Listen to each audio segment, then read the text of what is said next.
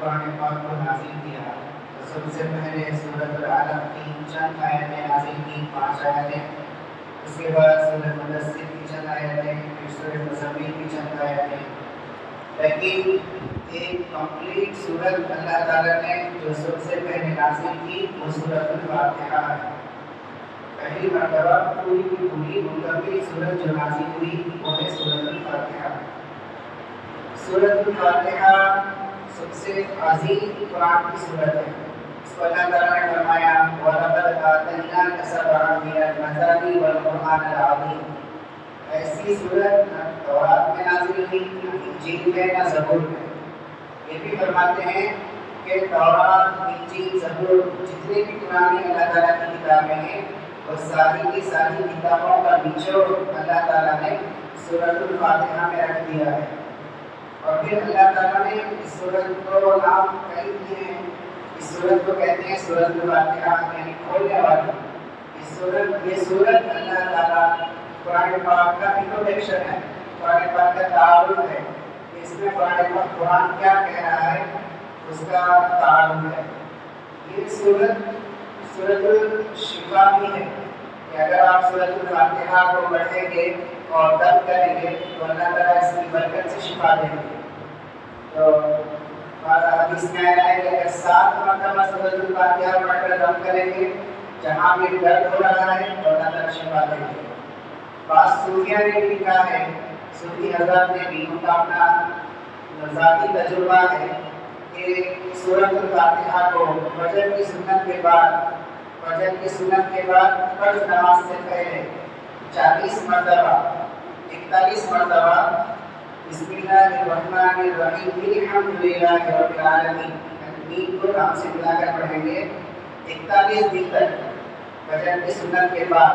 اس کے بعد جو بھی آپ اپنی دعا کریں گے اللہ تعالیٰ اس دعا کو قبول کریں گے۔ مختلف حضرات کے مختلف تجربات ہیں اس کے اندر، لیکن یہ صورت ایک دعا بھی ہے، اس کا نام دعا بھی ہے کہ اللہ تعالیٰ اس میں بندے کو سکھا رہے ہیں کہ دعا کیسے مانگنی چاہیے۔ تو ہم نے کل پڑھا تھا سورۃ الفاتحہ کے بارے میں کہ الحمدللہ رب العالمین، تمام تعریفیں، سب تعریفیں، پوری کی پوری تعریفیں اللہ کے لیے ہیں جو سب جہانوں کا، پوری دنیاؤں کا مالک ہے۔ الرحمن الرحیم، جو سب پر سب سے زیادہ رحم کرنے والا اور سب پر رحم کرنے والا ہے۔ رحمان کہتے ہیں کہ سب سے زیادہ رحم کرنے والا، اس سے زیادہ کوئی کسی کے اوپر رحم کر ہی نہیں سکتا۔ اللہ تعالیٰ نے حدیث میں بھی آیا ہے کہ اللہ تعالیٰ 70 پاؤں سے زیادہ انسان سے محبت کرتے ہیں، اور علماء کرام فرماتے ہیں کہ 70 کا لفظ جو ہے وہ تعداد کو ظاہر کرتا ہے، بہت زیادہ۔ جیسے ہم کہتے ہیں کہ کتنی پبلک تھی، 100 میں پبلک تھی، ہزاروں میں پبلک تھی، اسی طرح کہتے ہیں کہ اللہ تعالیٰ اپنی سچی حقیقی ماں سے بھی سب سے زیادہ محبت کرتے ہیں، ہزاروں لاکھوں کروڑوں ماؤں سے بھی زیادہ محبت کرتے ہیں انسان سے اللہ تعالیٰ۔ اور پھر رحیم کہتے ہیں کہ سب پر رحم کرتے ہیں، صرف مسلمانوں پر نہیں، صرف انسانوں پر نہیں، صرف جانوروں پر نہیں،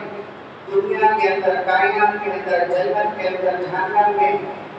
نہ جہنم میں نہیں بلکہ کائنات کے اندر، آسمانوں میں، زمینوں میں، پانی میں، خشکی میں، ہوا میں، جہاں پر بھی جو بھی مخلوق ہے سب ان کے اوپر اللہ تعالیٰ رحم کرتے ہیں۔ بعض علماء کرام کہتے ہیں کہ رحمان اللہ تعالیٰ کی جو صفت ہے وہ صرف دنیا کے اندر ہے، کہ اللہ ہر ایک کے اوپر دنیا میں رحم کرتے ہیں۔ رحیم صرف آخرت کے لیے ہے، آخرت میں جو اللہ تعالیٰ رحم کریں گے وہ صرف مسلمانوں پر کریں گے، ایمان والوں پر کریں گے۔ غیروں کے اوپر جو شرک کرنے والے ہیں، جو کافر ہیں، ان کے اوپر اللہ تعالیٰ رتی برابر بھی رحم نہیں کریں گے۔ وہ پکاریں گے یا مالک لیقضی علینا ربک، اے مالک جہنم کے داروغہ جہنم کے باہر سے کہیں گے کہ اللہ سے دعا کرو، تمہارے رب سے دعا کرو کہ جہنم کی آگ کی تکلیف ہم سے برداشت نہیں ہو رہی ہے، موت دے دے تاکہ ہم کو ہمارا خاتمہ ہو جائے۔ اللہ تعالیٰ کہیں گے قال انکم ماکثون، پڑے رہو جہنم کے اندر، اتنا بھی 1000 سال 2000 سال جتنے بھی سال وہ لوگ پکاریں گے اللہ تعالیٰ ان پر پلٹ کر جواب نہیں دیں گے۔ رحم صرف اور صرف دنیا کے اندر ہے، آدمی دنیا کے اندر توبہ کرے گا شرک سے کفر سے گناہوں سے اللہ تعالیٰ فوراً اس کے اوپر رحم کرے گا اس کی توبہ کو قبول کریں گے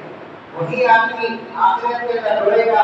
آنسو بہ جائیں گے ختم ہو جائے گا باقی قسم کا خون بہنا شروع ہو جائے گا تو بھی اللہ تعالیٰ وہاں رحم نہیں دکھائیں گے رتی برابر رحم نہیں دکھائیں گے اس کے لیے جو کچھ کرنا ہے ایسی زندگی میں کرنا ہے اور موت کے آنے سے پہلے پہلے کرنا ہے اگر آدمی کے موت کا وقت آ گیا اور روح یہاں پر حالات کے اندر پہنچ گئی آدمی کو فرشتے دیکھنا شروع ہو گئے اس وقت آدمی کہے کہ اللہ مجھے معاف کر دے تو اللہ تعالیٰ اس وقت معاف نہیں کریں گے فرعون نے بھی کہا تھا فرعون کو جب ملک الموت ہو گیا ڈوبنے سے پہلے اس نے کہا کہ میں ایمان لاتا ہوں موسیٰ اور ان کے رب پہ تو اللہ تعالیٰ نے اس وقت ٹھکرا دیا اس کا ایمان اور موت کا کوئی وقت مقرر نہیں ہے آج بھی آ سکتی ہے ابھی بھی آ سکتی ہے کل بھی آ سکتی ہے تو اس لیے انسان کو چاہیے کہ اللہ کے رحم ہونا ہے اللہ کا رحم ہونا ہے تو فوراً اسی وقت دل سے توبہ کرے اور گناہوں کو چھوڑے اس کی آیت ہے مالک مالک کہتے ہیں بادشاہ ملک بھی کہتے ہیں جیسے سعودی عرب میں ملک فہد ملک سلمان مطلب بادشاہ تو مالک بھی بادشاہ کہتے ہیں ملک یوم الدین یوم کہتے ہیں دین کو اور دین کہتے ہیں بدلہ دین ایک اسلام کے معنی میں کہتا ہے اللہ تعالیٰ نے فرمایا وَمَنْ يَبْتَغِ غَيْرَ الْإِسْلَامِ دِينًا فَلَنْ يُقْبَلَ مِنْهُ کہ اللہ اسلام کے علاوہ کوئی دین اللہ تعالیٰ کے پاس کوئی لے کر آئے گا تو اللہ تعالیٰ اس کو قبول نہیں کریں گے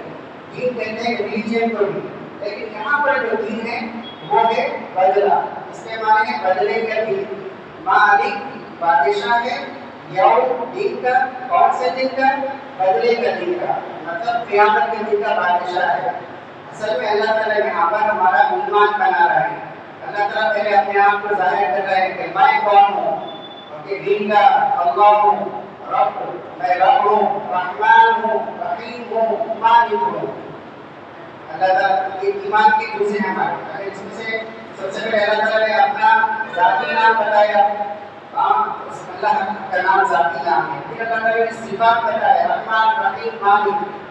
اللہ تعالیٰ کے 99 سے زیادہ نام ہیں اچھے نام اللہ تعالیٰ کے جو حدیث اور قرآن پاک میں آئے علماء نے کو جمع کیا تو وہ 100 سے زیادہ نام ہیں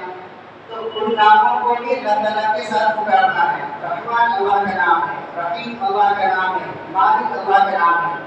اگر کوئی ان ناموں کا انکار کر دے کہے کہ میں اللہ کو مانتا ہوں لیکن رحمان کو نہیں مانتا رحیم کو نہیں مانتا مالک کو نہیں مانتا تو آدمی کافر ہے تو بہت سے لوگ ہے مسلم کہ آپ ان سے پوچھو کہ آپ کو کون پیدا کیا اوپر میں اللہ پیدا کیا اوپر والا پیدا کیا لیکن صفات کو نہیں مانتے روزی دینے والا کون ہے خود ہے اولاد دینے والا کون ہے خود ہے شفا دینے والا کون ہے خود ہے تو اللہ کے ناموں کا اللہ کی صفات کا انکار کر رہے ہیں تو وہ حقیقی اللہ کو نہیں مان رہے صرف اللہ کے نام کو مان رہے ہیں اللہ کی صفات کو نہیں مان رہے ہمارا اللہ وہ اللہ ہے جو یہ صفات کے ساتھ ہے جو یہ صفات کے ساتھ نہیں ہے وہ ہمارا اللہ نہیں ہے چاہے اس کو آپ اللہ کا نام دے لو چاہے وہ اس کو آپ اوپر والے کا نام دے لو آپ کا اوپر والا آپ کا اللہ الگ ہے ہمارا اللہ الگ ہے تو صفات کے اوپر بھی ایمان لانا ضروری ہے آمنت باللہ وملائکتہ وکتبہ ورسلہ والیوم الآخر آخرت کے دن کے اوپر بھی ایمان لانا ضروری ہے تیسری چیز ہے آخرت کا دن اور ہمارے میں غیروں میں کیا فرق ہے وہ لوگ کہتے ہیں کہ جو کچھ ہے یہی زندگی ہے اس زندگی کے اندر جو کچھ کرنا ہے کر لو مرنے کے بعد کوئی چیز نہیں ہے اللہ تعالیٰ یہاں پر کہہ رہے ہیں کہ نہیں مرنے کے بعد دوبارہ زندہ ہونا ہے حساب دینا ہے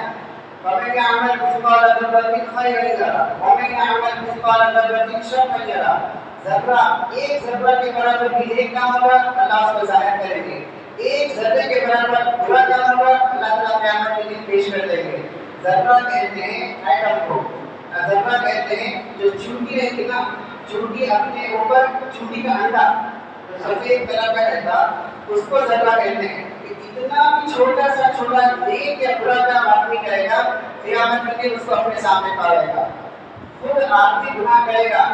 آدمی نے اگر کسی ہاتھ سے گناہ کیا آنکھوں سے گناہ کیا تو یہ آنکھ یہ ہاتھ اور یہ اپنا جسم اور یہ زمین کا ٹکڑا جہاں پر آدمی گناہ کیا یا نیک کام کیا وہ تو قیامت کے دن گواہی دیں گے کہ اس نے ایسا ایسا کیا تھا، پھر اللہ تعالیٰ اس دن بدلا دیں گے، نیک کام کا بدلہ اچھا جنت کی شکل میں، برے کام کا بدلہ برا جہنم اور آگ کی شکل میں۔ تو اس کے لیے اللہ تعالیٰ یہاں پر فرما رہے ہیں کہ دنیا کی زندگی چند گھڑی کی زندگی ہے، یہاں پر نیک کام کریں گے، مرنے کے بعد اس کا بدلہ ملے گا، برا کام کریں گے، مرنے کے بعد اس کا بدلہ ملے گا۔ تو اس لیے آدمی ہر وقت سوچے کہ ہر وقت آدمی کچھ نہ کچھ ایکشن میں رہتا ہے، کچھ نہ کچھ کام کرتا رہتا ہے، تو ہر کام سے پہلے آدمی سوچے کہ یہ کام، یہ میرا قدم اٹھانا، یہ میرا ہاتھ کا چلنا، یہ میری آنکھوں کا چلنا، آنکھوں کا دیکھنا، کیا میری جنت کو بنا رہا ہے یا میری جہنم کو بنا رہا ہے؟ اس وقت اللہ تعالیٰ نے سورہ فاتحہ کو ہر نماز کے اندر، ہر رکعت کے اندر ضروری قرار دیا کہ واجب ہے، پڑھنا ہے، تاکہ آخرت کی آپ کو یاد آئے، مالک یوم الدین، کہ ایک دن آئے گا حساب کا آئے گا۔ نماز کے بعد کوئی کام میں برا نہیں کروں گا، ہر کام اچھا کروں گا تاکہ مجھے اس کا بدلہ قیامت کے دن ملے۔ پھر ہے اس کے بعد اللہ تعالیٰ نے فرمایا ایاک نعبد، ہم تیری ہی عبادت کرتے ہیں۔ یہاں پر اللہ تعالیٰ کی ہم نے تعریف کی، پھر اللہ تعالیٰ فرماتے ہیں وَإِيَّاكَ نَسْتَعِينُ، اور ہم تجھ ہی سے مدد مانگتے ہیں۔ یہ کا مطلب اونلی ہم نعبد عبادت کرتے ہیں، وَإِيَّاكَ اور ہم نستعین صرف تیری ہی مدد مانگتے ہیں۔ تو اللہ تعالیٰ یہاں پر فرما رہے ہیں کہ ہم عبادت کریں تو اللہ تعالیٰ کے لیے کریں، عبادت کریں تو اللہ ہی کے لیے کریں، عبادت کریں تو اخلاص سے اللہ کے لیے کریں۔ کیونکہ عبادت کہتے کس کو ہے؟ عبادت صرف نماز کا نام نہیں ہے، عبادت صرف روزے کا نام نہیں ہے، بلکہ ساری زندگی میں جو جو کام ہم اللہ کے لیے کر رہے ہیں یا جس کا اللہ نے حکم کیا اس کو عبادت کہتے ہیں۔ جیسے مثال کے طور کے اوپر کہ ہم والد صاحب کے سامنے بیٹھے ہوئے ہیں، ان کی تعریف کر رہے ہیں، ماشاء اللہ میرے ابا بہت اچھے ہیں، آپ نے مجھے پڑھایا لکھایا، بزنس بتا کے دیا، میری شادی کی، اور بہت زیادہ ہم تعریف کر رہے ہیں والد صاحب کی۔ یہ عبادت نہیں ہے، یہ کیا ہے؟ والد کی تعریف ہے، بابا کی تعریف ہے، ابا کی تعریف ہے، عبادت نہیں بولتے اس کو۔ وہی الفاظ اگر آپ نے نماز کے اندر التحیات میں پڑھے، التحیات للہ والصلوات والطیبات، یہ عبادت ہو گئی۔ تو عبادت اللہ کے لیے جو کام اللہ کے نبی نے بتایا اس کو کرنے کا نام عبادت ہے۔ عبادت میں یہ ہوتا ہے کہ جس آدمی سے آپ کہہ رہے ہیں یا بتا رہے ہیں، یہ دل میں یقین ہونا کہ یہ بغیر سبب کے، بغیر چیزوں کے میری مدد کر سکتا ہے، میری بگڑی بنا سکتا ہے، اس کو عبادت کہتے ہیں۔ عبادت اس کو نہیں کہتے کہ کسی سے کسی چیز کو مانگنا۔ جیسے ہم پولیس والے ہیں، پولیس والوں سے کہیں پھنس گئے، مدد مانگ رہے ہیں کہ مدد کیجیے، تو ہم یہ یقین جان کر مدد کرتے ہیں پولیس والے کی، پولیس والا آئے گا اپنے جسم کی قوت سے، اپنی طاقت سے، بندوق سے، لاٹھی سے ہمارے دشمن کو ہمارے سے دور کرے گا۔ ہم یہ نہیں سمجھتے کہ پولیس والا ایک دم اچانک ہمارے سامنے آ جائے گا اور پھر اپنی غیبی طاقتوں سے اپنے ہمارے دشمن کو دور کر دے گا، نہیں سمجھتے۔ لیکن جب ہم اللہ سے دعا مانگتے ہیں تو یہ سمجھتے ہیں کہ اللہ تعالیٰ غیب سے، بغیر کسی سبب کے، بغیر کسی چیز کے اللہ تعالیٰ ہماری ہر حاجت کو پورا کرے گا۔ اس کو کہتے ہیں عبادت۔ تو جس کسی سے بھی آپ مانگ رہے ہیں، دعا مانگ رہے ہو یا کوئی اور چیز مانگ رہے ہو، اس بات کا دل کے اندر یقین ہو کہ یہ بغیر سبب کے ہماری مدد کر سکتا ہے، تو وہ اللہ ہے، وہ عبادت ہے۔ اگر یہ عبادت ہم مخلوق کے لیے کریں گے، قبر کے اوپر جا کر کریں گے، کسی اور چیز کے اوپر جا کر کریں گے اور کہیں گے کہ یہ اولاد دے دیں گے مجھے، یہ روزی دے دیں گے مجھے، یہ شفا دے دیں گے مجھے، بغیر سبب کے، بغیر کسی چیز کے ڈائریکٹ، تو یہ شرک ہے، یہ کفر ہے۔ تو اس کے لیے کہتے ہیں کہ جیسے کیا کہتے ہیں، ڈاکٹر ہے، اولاد نہیں ہوئی تو بہت سے لوگ کیا کرتے ہیں، ڈاکٹر کے پاس جاتے ہیں، علاج کے لیے جاتے ہیں، ڈاکٹر ان کو دوا کر دیتے ہیں، ان کا جو ہے معائنہ کرتے ہیں، ان کا علاج کرتے ہیں۔ ہم ڈاکٹر کو خدا نہیں کہتے، ہم ڈاکٹر کے پاس جانے کو دعا نہیں کہتے، ہم ڈاکٹر کے پاس جانے کو عبادت نہیں کہتے۔ کیوں؟ کہ ہم سمجھ رہے ہیں کہ ڈاکٹر جو علاج کرے گا کسی چیز کے ذریعے سے کرے گا، دوا کے ذریعے سے کرے گا، کسی اور چیز کے ذریعے سے کرے گا۔ لیکن جب ہم اللہ سے دعا کرتے ہیں، اللہ سے اولاد مانگتے ہیں، تو ہم یہ نہیں سمجھتے کہ اللہ تعالیٰ کسی چیز کے ذریعے سے ہم سے مدد کرے گا۔ ہم کہتے ہیں کہ اللہ تو ہر چیز پر قابل ہے، تو بغیر کسی چیز کے، بغیر کسی اسباب کے ہمیں ڈائریکٹ اولاد دے سکتا ہے. یہ عبادت ہے. تو جو کام ہم اللہ کے لیے کر رہے ہیں وہ کام غیروں کے لیے نہیں کرنا ہے. جو اللہ تعالیٰ نماز اللہ کے لیے ہے، سجدہ اللہ کے لیے ہے،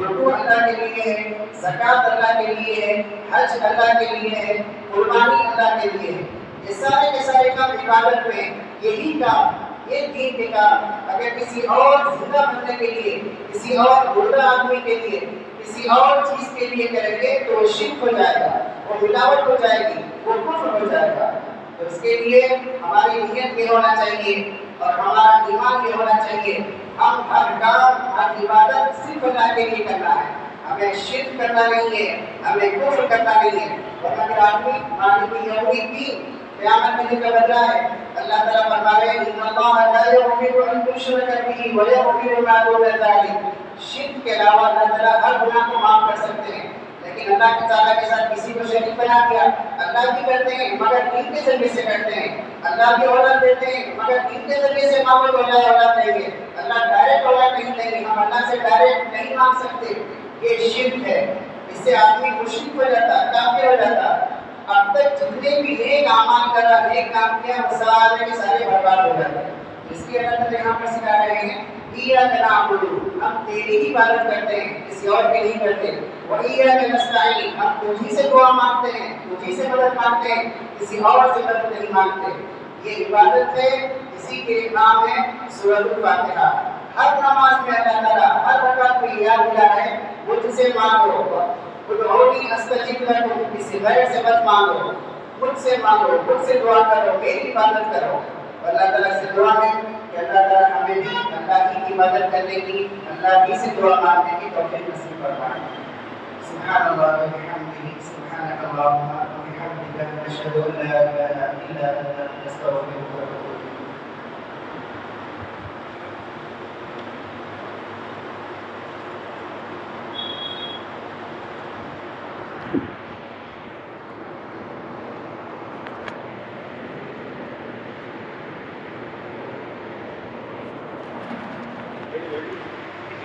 دیکھو